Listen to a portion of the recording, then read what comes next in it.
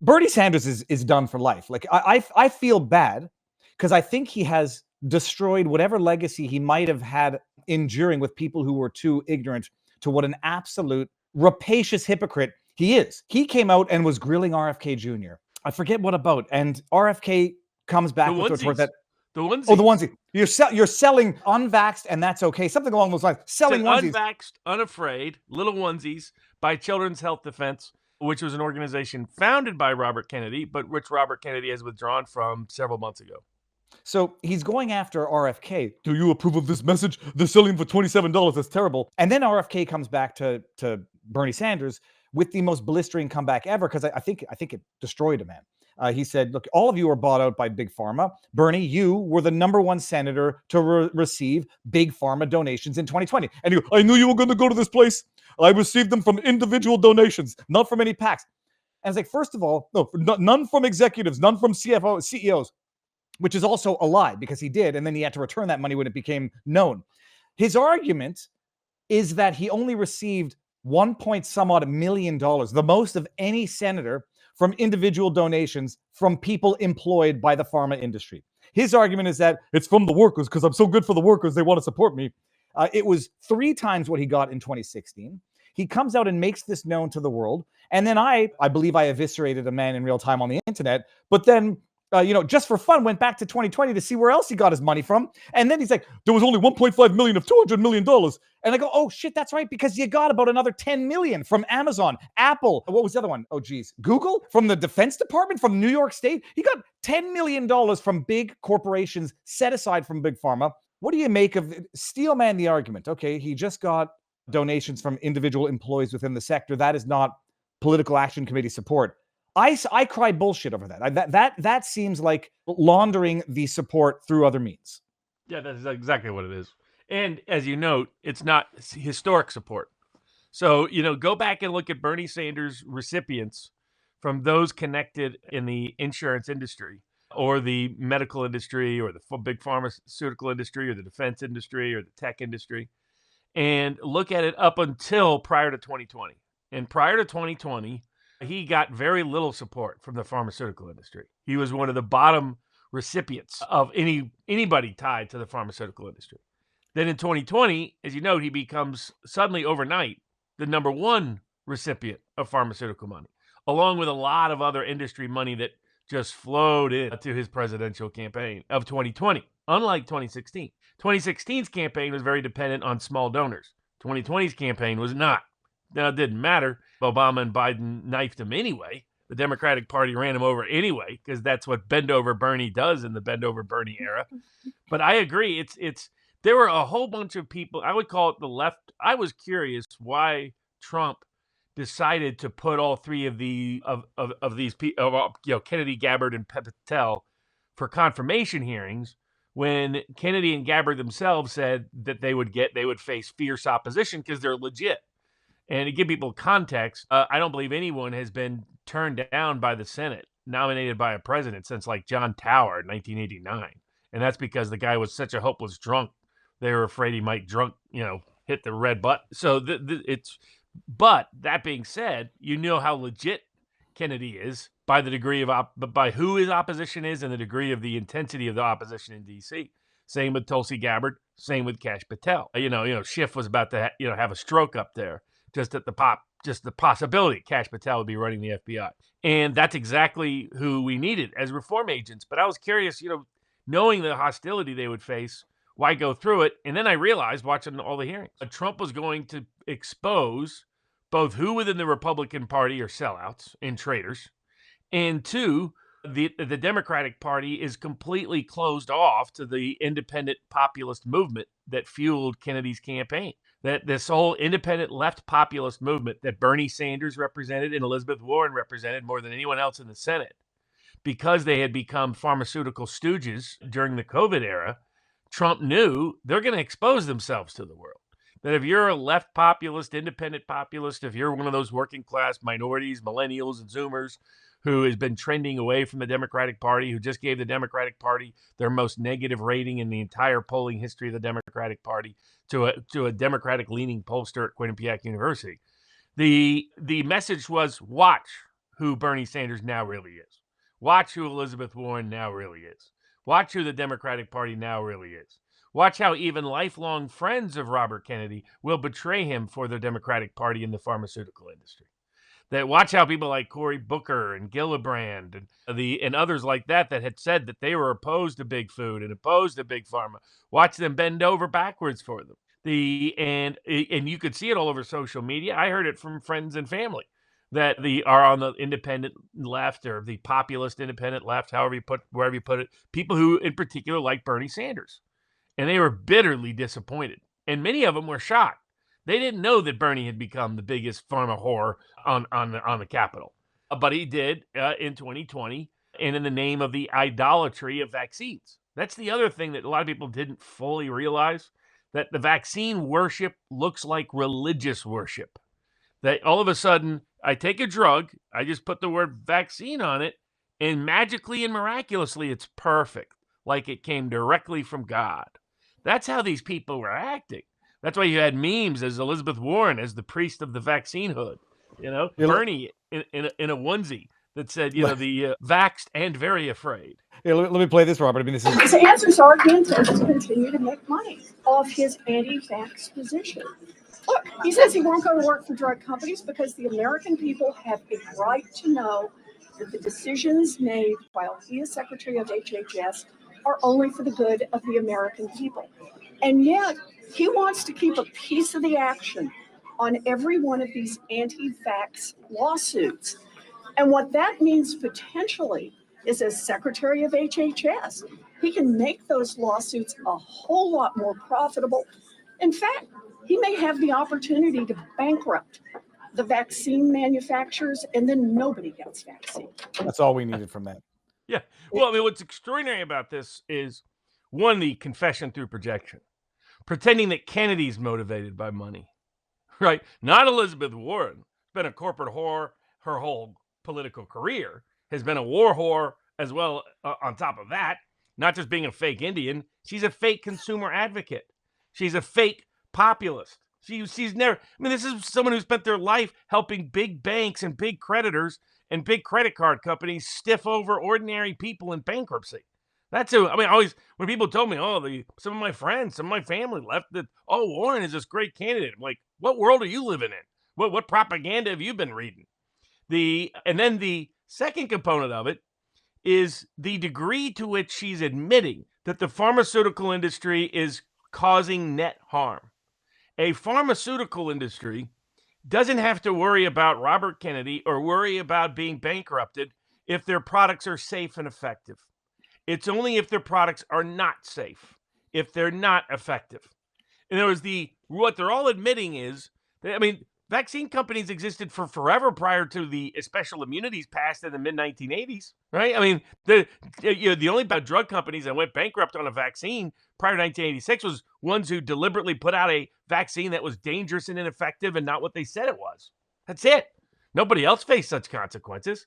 What it is they realize that any objective measurement in front of an honest, independent jury would, if given that evidence, come to the conclusion that these vaccines are net negative.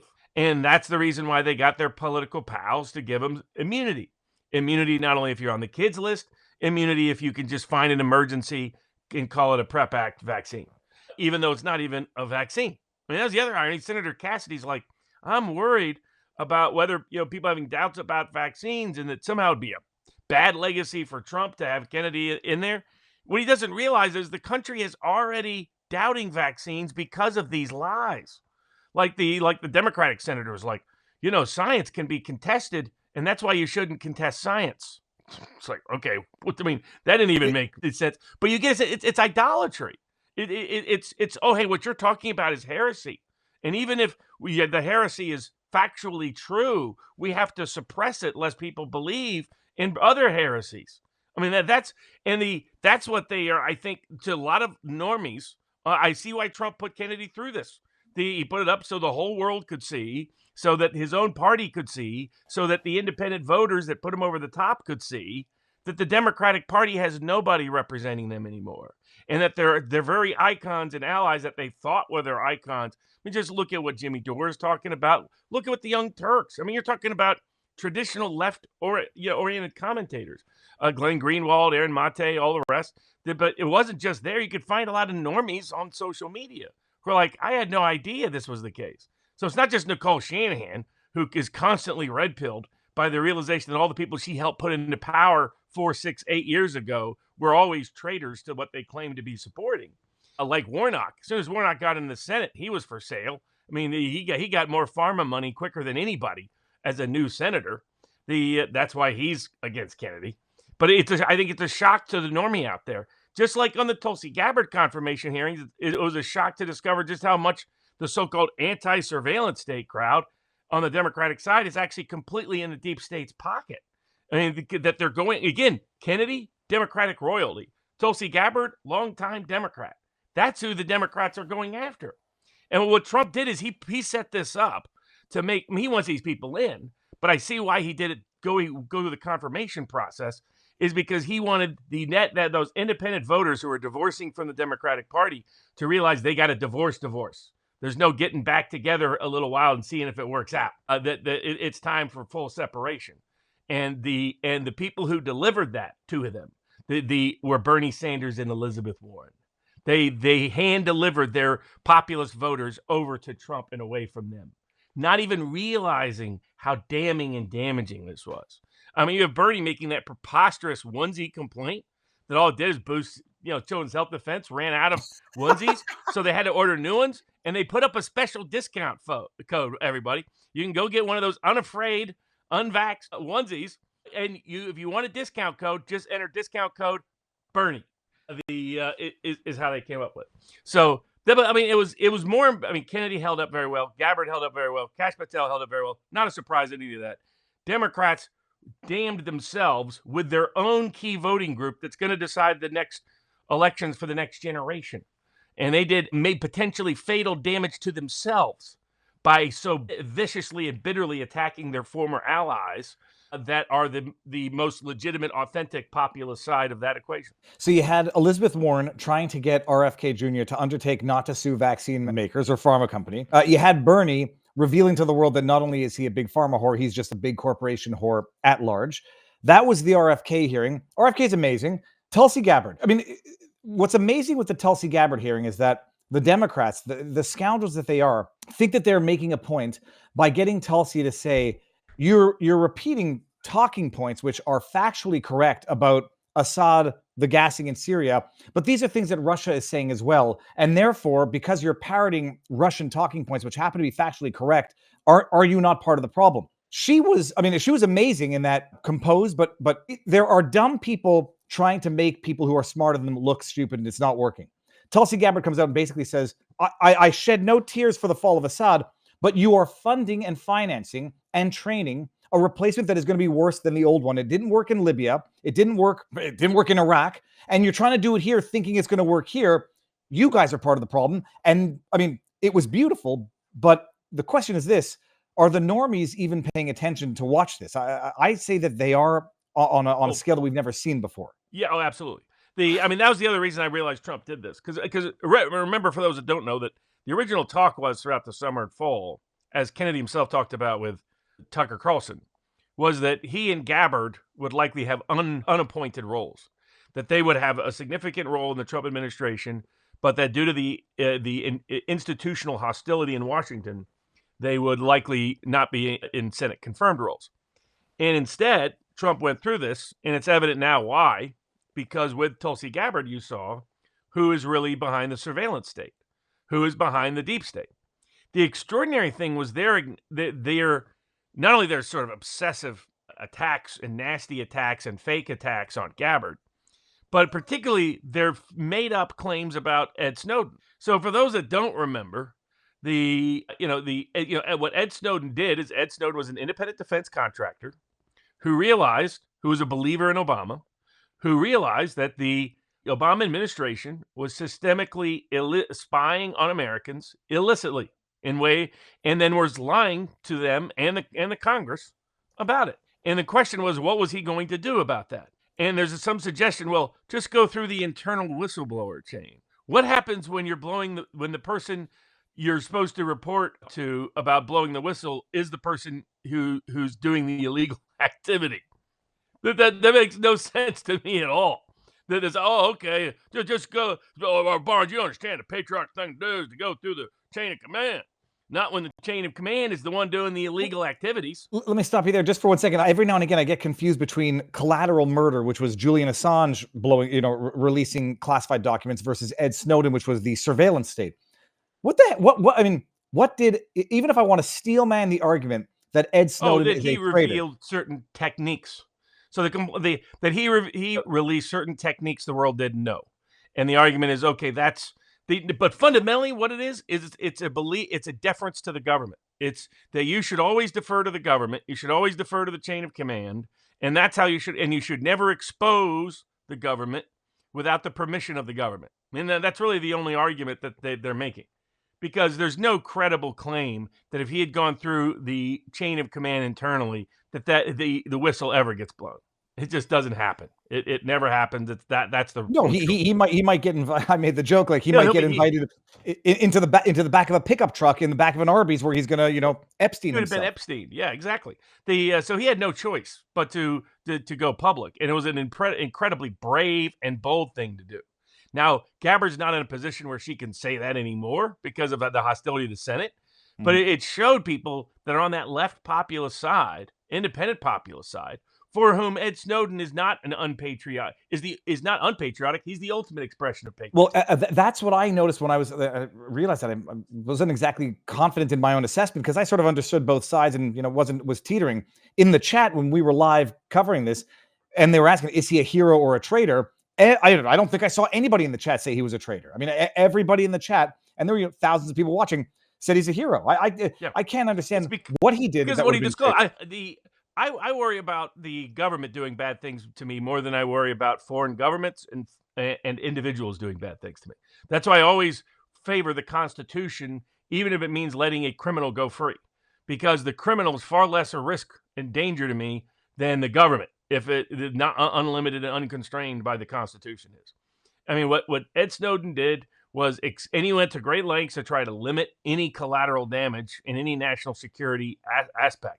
Try to keep it as broad as general, just provide enough detail to substantiate how and the reality that the U.S. American people were being illicitly spied on. But it's amazing that those people up there were so hostile.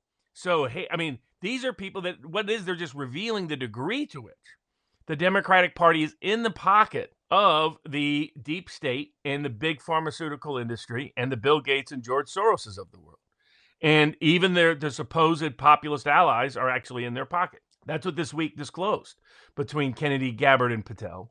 And with Patel, you have this extraordinary interaction between he and Schiff and he and Klobuchar.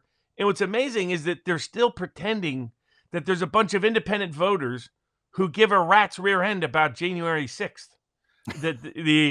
Schiff is still living in that fantasy land. And in fact, this week was the most revealing, as Richard Barris was talking about, People's Pundit Daily, in terms of the Democratic Party's disconnect to its own base. It is completely disconnected. And this week it was busy. The number one impact, no matter whether they get confirmed, don't get confirmed, the number one impact of this week is the damage the Democratic Party did to its own brand amongst the key voters who are going to be deciding elections for the next generation. I want to pull up the video because I want your professional opinion on this. Tulsi Gabbard, what do you think? The odds are now starting to climb that she gets confirmed. You're still, I'm still on board with all three. I think they all three will get confirmed. It's a question of by how much. I mean, I know there were some Republicans flirting with it. Trump has made very clear these are his three most important nominees to be confirmed. So that's, I really don't see Cassidy. Cassidy may have his disagreements with Kennedy, may have his disagreements about the trend of the vaccines, et cetera. Though if he logically thought it through, if you're pro-vaccine, the best person to be put in that position is Kennedy. Because if Kennedy comes out and says this vaccine is actually safe and effective, people are going to believe him. Mm-hmm. They're not going to believe the government. They're not going to believe anybody else you put in. They're not going to believe. So if you're Senator Cassidy and you really want to restore faith and confidence in the medical authorities and in the government, and in vaccines. The best way you can do so is to put Robert Kennedy there, because he's sincere and authentic and wanting to make sure they're safe and effective, and people are going to believe they're safe and effective if he says it. So you're only undermining faith and confidence by undermining Kennedy. The same like the senators like, oh, I'm worried about people second guessing science. That's the problem. When you tell people they can't second guess something, then they're not going to believe it at all. I remember, for example, Lawrence, just in case nobody saw it, I don't know if this is my cut or someone else or the original. Sometimes science is wrong. We make progress. And when you continue to sow doubt about settled science, sometimes science is wrong. When you continue to sow doubt about settled science, sometimes science is wrong. It makes it impossible for us to move forward. That was my cut to make her look even stupider than she looked. Well, when you question settled science, but sometimes science gets it wrong. So you're an idiot. Who was that? Exactly. I mean, Senator Hassan from New Hampshire. And so their disconnect. They also don't realize this isn't 2018, right? That they could sort of push back against Trump back in 2018, 2017, when he wanted to put Kennedy in charge of a vaccine safety committee. And he got a lot of negative pushback, so he backed off. Now he was like, screw it, I'm going to put Kennedy in charge of the whole Secretary of Health and Human Services, because that's what I should have done the first time. And all these people think, oh, well, we'll just criticize Kennedy for raising any doubts about vaccines. Don't realize after COVID, when the government lied about a drug that wasn't a vaccine, it just wasn't. The COVID vaccine is not a vaccine. It does not prevent transmission or infection.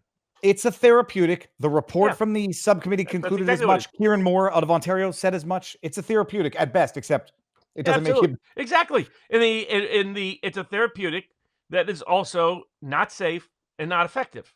Not effective at preventing COVID-19 in any meaningful way. Supposedly it reduces its effects. That has not been proven to any substantial degree either. And then it's not safe at all in the way that it was being projected as. Because of that, we did the Four Freedoms poll with Richard Barris. He's been talking about it. 1776 Law Center. Thanks to all those supporting 1776 Law Center, because part of what we did is we did a poll last spring, early summer, and gave it to everybody on the political side, on both sides, by the way, Democratic and Republican side. And what it detailed is how much people are committed to food and freedom and medical freedom politics changed after COVID. People don't have the same reflexive deference and complete confidence and trust in the medical establishment. And Democrats should know that. Otherwise, Biden wouldn't have been busy pardoning Fauci. If in fact there was no skepticism out there.